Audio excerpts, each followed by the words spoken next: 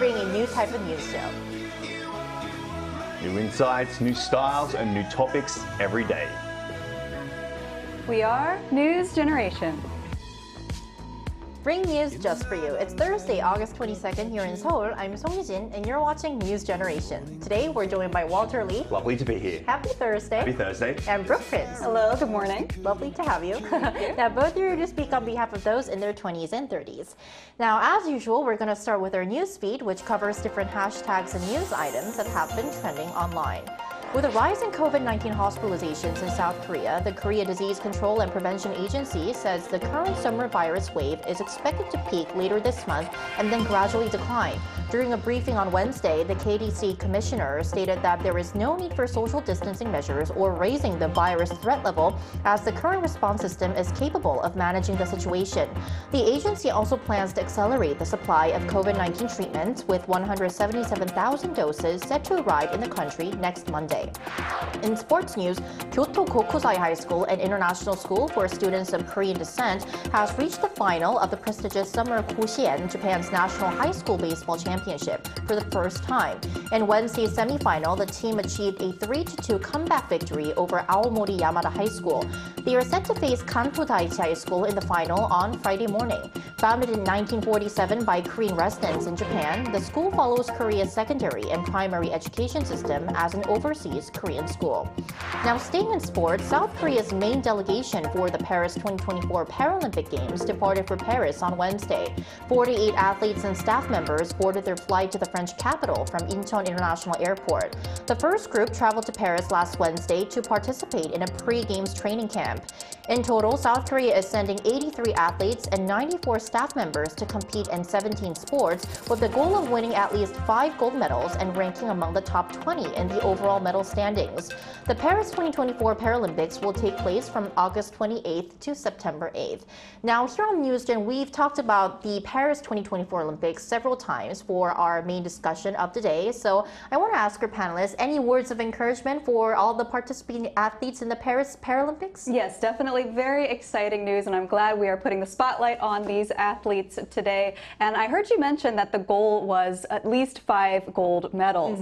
And that was the same goal for the Paris Olympics. Right. And as we all know now, they blew that out of the water, right? We brought home 13 gold medals, which is amazing, and I have no doubt that the same outcome will happen for the Paralympic Games. So I'm just very excited. I know they will go above and beyond and perform very well. And of course, regardless of the outcome, we're just extremely proud of them and rooting for them. Right, it's really exciting to just be part of the athletes' journey and watch them perform, because they've been preparing for these games for years. So really excited to see the Paris Paralympics. Are you too, Walter? I'm very excited. But unfortunately, the Paralympics don't get recognized as much as the Olympics. But the Paralympics are just as important than the Olympics themselves, in my opinion. I think it would be fantastic if we share the same support and that we give the abled athletes and praise them and respect them with the same attention as we would with the athletes who have just competed.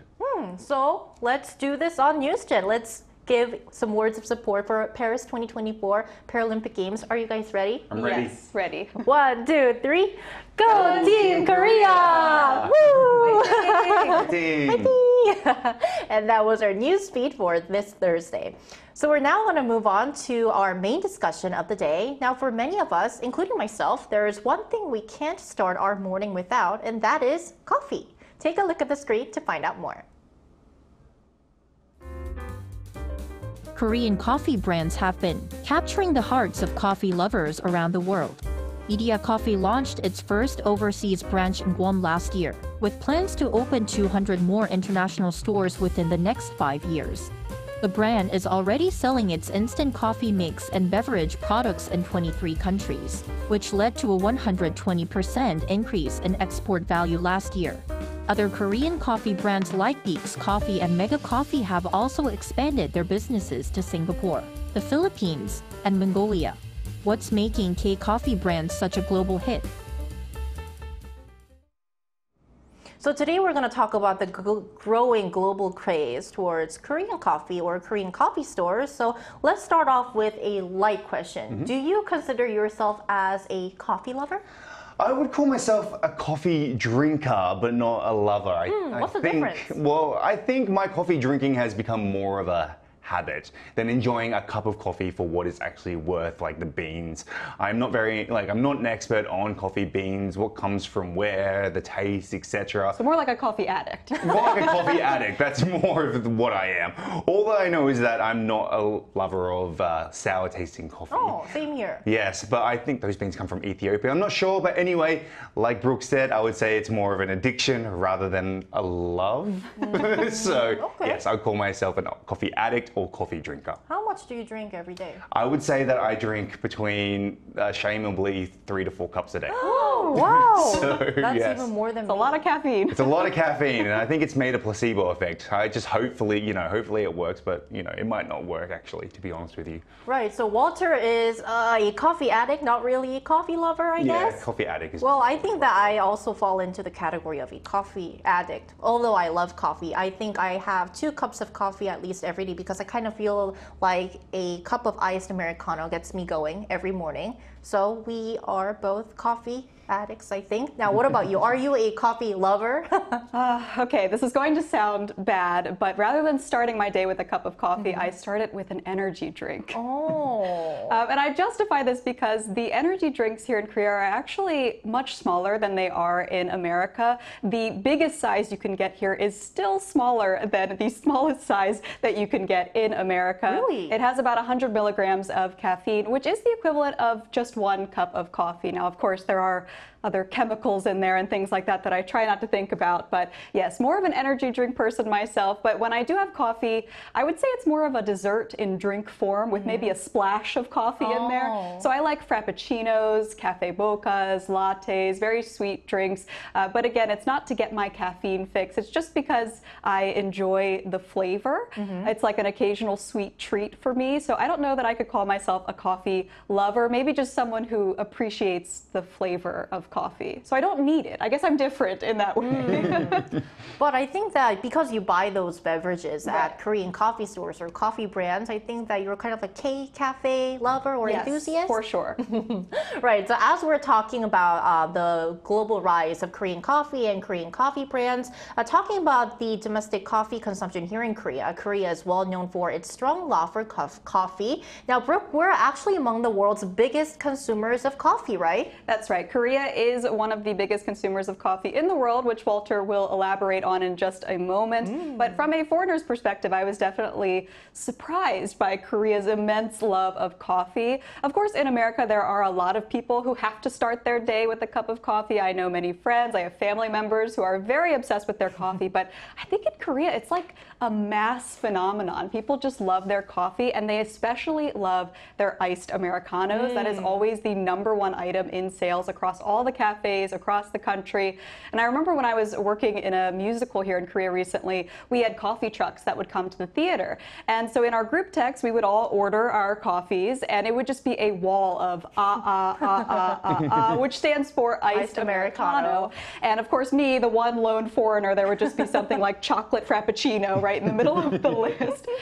So yeah, I've definitely learned since living here that coffee is a very important part of the culture. And I mean, coffee trucks are one thing, but I think it has sort of become like a habit or kind of like a trend or a custom to go to a coffee shop after you have a lunch or Like after you have dinner. thing. Right. So definitely we're seeing the Korean coffee market is definitely big. Now, Brooke previously mentioned that Walter is going to give us some concrete numbers or data on Korea's coffee consumption. Please go ahead. Correct. So if you look at the screen, I can just show you how almost shocking numbers that we go through. Although I think I beat the average consumption. Annual coffee consumption per person in Korea is around 405 cups. Now, before the show, we actually worked out that I work out to be over 1,000 cups per year. Because you drink 3 cups every day. Yeah, so that's kind of a bad thing, I think. Imagine how much money I could save if I didn't buy all that coffee.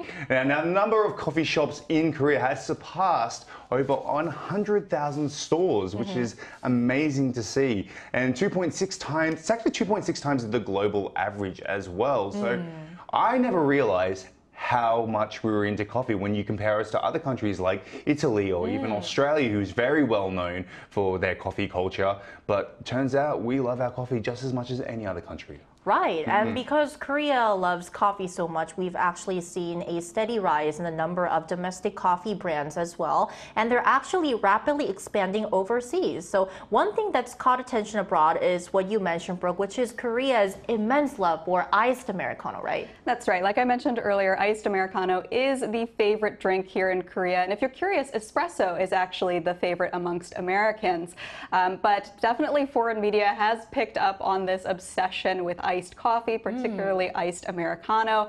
And they have published articles about the so-called 얼주가 culture, which translates to, even if I freeze to death, I will have my iced Americano. What that basically means is in the dead of winter, you can go outside and you will see Koreans holding in their shivering hands with their gloves on, they will have their precious iced Americano. That is how serious it is. That is how much Koreans love their iced Americanos. And personally, I wish I could acclimate to this part of Korean culture because iced Americanos are very low calorie and they're also usually the cheapest item that you can get. But no, unfortunately, my taste buds much prefer the very expensive and sweet drinks like a Frappuccino with all the toppings on it. But maybe one day I will acquire the taste for iced Americanos. Maybe one day you will. Let's start today. Maybe we should start today. Now, Walter, what do you think are some of the other reasons why this iced Americano culture has gained traction here in the country? Well, I think it's due to the influence of the Korean wave, or Hallyu. I think it's actually gone overseas as well. Now, many people overseas now are drinking iced Americano or iced coffee, I guess. I guess people this is why I think maybe we drink it so much, is because we're just impatient that we can't wait for hot coffee to cool down. We want to drink it. Fast culture. Yes, our fast culture, and we just want to drink it quickly. And in Korea, there's a culture of, carrying around an iced Americano up during lunchtime. It's almost like a fashion accessory. Right. Even in winter, they will hold it. Even in winter. With gloves, right? With gloves. So in the past, Korean coffee culture was very different. It was actually like instant coffee, like we call mixed coffee. That was very popular, which is basically like sweet coffee mixed with sugar and crema. And it was like the main coffee for Koreans. You would see it all the time in the offices. And but now it seems to be all about iced Americano. It sure does. And we're actually seeing Korea's unique coffee culture evolving. As Walter mentioned, we started off with instant coffee mix and then iced Americano. And then these days, one of the most outstanding or standing traits of Korean coffee or coffee stores is actually the variety of beverages, right? That's right. And personally, that's one of the reasons why I prefer Korean cafes to American cafes. I find that Korean drinks are a bit sweeter, they're not as strong, and you also get much more for your money. So for example, if you go to Starbucks and you get a tall size, it will cost you twice as much and will be half the size of a drink you could get at, say, Mega Coffee, which is one of my favorite coffee chains here in Korea. It is delicious. The portion sizes are insane and the price is also very reasonable. And one of the other reasons why I love Korean cafes, as you mentioned, is the variety of beverages. There's just such a creative lineup all the time, and they usually include very traditional Korean flavors. So things like injeolmi, which is a certain type of rice cake. There's also hugimja, one of my favorites, a black sesame latte, delicious. 달고나, which is a sweet candy that was made popular by Squid Game. And of course, the goguma latte, one of our favorites. It is a sweet potato latte. And I have to give a shout out to the cafe here in Arirang, this building, because they make the most delicious sweet potato latte. Yeah, they do. In fact, my family came to visit the studio this year and I had them try the sweet potato latte and they were amazed because they'd never had a flavor like that before. Really? And to this day, they still rave about it. They still say they want to come back and try the sweet potato latte. So I think it just goes to show that traditional Korean flavors could be a big hit overseas. Right, that could definitely mesmerize global consumers of cafes or coffee stores. Do you also think this way, Walter? Yeah, so I also repeat what Brooke said. I think there's a variety of beverages that are available that makes Korean cafes stand out. Now, if you go to Australia, for example, you really only have mainly coffee in cafes. But if you go to a Korean cafe, they usually have seasonal drinks, desserts, etc. I think Korean cafes are also places where people go to socialize, whereas in Australia, it would be simply for like a nice breakfast meal or a cup of coffee, business meeting maybe. But here in Korea, you see large groups of people go to cafes as well as people who go there to study as well. So that's a different culture in itself. Right, it definitely has become a big culture here in Korea. Now, I'm sure a lot of our viewers who are watching our show right now would be interested in trying out Korean coffee stores or their brands. So we Probably drinking coffee right now. Probably because it's the morning here in Korea. So we also asked our viewers if they've had the chance to visit a Korean coffee brand and what their experiences were like. And here's what 3 of them said. Leonteo93 says, K-coffee drinks are often visually stunning with intricate latte art and colorful layers. Personally, I would like to try 달고나 coffee, which went viral previously. It is a whipped coffee drink made with instant coffee, sugar, and hot water topped with milk. Our second comment says, scrapped coffee, K-banana milk is the best. Our final comment, frappe coffee and iced Americano in Seoul. So our viewers seem to be definitely interested in trying out Korean beverages from Korean coffee brands. Now for more insights, we're now going to invite a millennial who owns a coffee shop in Korea to our talks right after this break.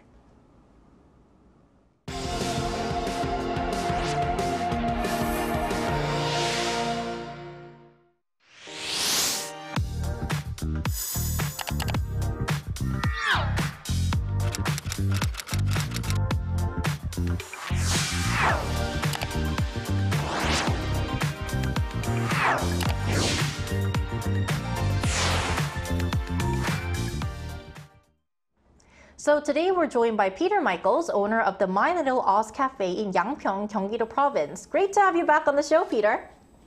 Thanks for having me back. Hello. Hi, long time no see. Great. So Peter, have you noticed the growing popularity of Korean coffee brands, especially overseas? So I've been in Korea now for 4 years. I think over time there has been a more popular trend for coffee to be more popular, but for me, I think it's more dependent on the actual seasons, where it's more popular during the summer times when, as you guys were saying, there's a lot more iced Americanos being drunk. So, And, so what do you think are the standout features of the Korean coffee brands and their beverages? I think you guys kind of alluded to it a bit earlier about how there's a lot of intricate sort of flavors. There's more, I would say there's more focus on the venue of the place and how it looks, what the views are like. But I would say also that over time, there is a general consensus towards being more, the product being more the important flavors. So I can see like the quality of the coffee is actually going the focus and much more nicer. So for our viewers, are there any drinks or menu items from Korean coffee brands that you'd particularly recommend? So I can't say specifically on different cafes, obviously, but you guys were saying that there is a lot of different flavors and so like kuruma coffee, and we do have a few different flavors here. Like we have a matcha latte, but for our cafe specifically, because we're an Australian style coffee, as Walter might know, we have one of my favorite drinks is a coffee ice latte with ice cream. So we call it ultra latte here. And when I lived in Australia prior to coming to Korea, always every weekend that was always my number one drink that I always get. Sounds delicious. Sounds really delicious. Sounds good. I want to visit. Yeah, me too. Maybe we should sometime in the future. Yeah, it'd be great to you guys to come along. Great. All right, Peter, thank you so much for your time today. We really appreciate it. Thank you. See you next time. See you. See you next time. So, last but not least, you guys seem to be like regular visitors to Korean coffee brands and coffee stores. So, last but not least, for our viewers, are there any specific beverages or menu items such as dessert menu items that you'd like to recommend? Well, when it comes to the Korean style cafe, I suggest when coming to Korea, especially during the spring, they usually have some sort of cherry blossom style drink. Oh, I love cherry blossom style they're drinks. so pretty too. They're so pretty. In pink. My favorites are usually the milky ones, like the frappuccinos. Yes. Or, they are really sweet and they have a unique taste. But our spring felt so short this year. I feel like I missed out on the annual cherry blossom drinks that you could get in many coffee chains across the country. But I will say that as well, every season, Korea has something new. Every season. Definitely. So no matter which season that you come to here in Korea, they'll have a very specific menu that you can choose from, and that will be very unique to your style that you probably wouldn't get in places like Australia or America, to be honest with you. So definitely when you come to Korea, go to a cafe and check out what they have. It's really, really unique. Not only do they have good coffee and drinks, they also have amazing Wi-Fi. Oh, true, right. And great air conditioning, right? Great air conditioning. Yes. Great place to chill out. Right, so seasonal menu items, well, I think you guys know what I'm going to suggest. I'm going to suggest the sweet potato lattes. Yes. I really love them. If you are a fan of sweet potatoes, please try them when you come to a coffee store in Korea. Now to you, Brooke, what do you suggest? Yeah, I would agree. Sweet potato latte. I have one here off screen. Love them. And of course, as Walter mentioned, spring felt so short this year. That's because it immediately launched us into the hottest summer on record. We have been in the middle of a heat wave, so I would recommend any sort of refreshing cold drink you can get your hands on. I have a sweet tooth, so I love frappuccinos. That would be my suggestion. I also want to introduce to you a beverage. Well, I use that term kind of loosely for this. It's called cup bingsu. Oh. And bingsu is a popular shaved ice dessert here in Korea. It's usually shared amongst people, but thanks to some Korean cafes, you can get a single serving in a what's called a cup bingsu. So if you are looking to beat the heat, then I would recommend that treat. Oh, I read. There we go. A lot you can try here at Korean coffee stores. So hope our episode today helped you know more about Korea's coffee culture and K-coffee brands. And that's all from us today, but NewsGen will be back tomorrow at 9:30 a.m. Korea time. Special thanks today to Walter Lee and Brooke Prince. Thank you. Gonna go get some coffee. Me too. Thank you everyone for watching, and we'll see you tomorrow. We are News Generation.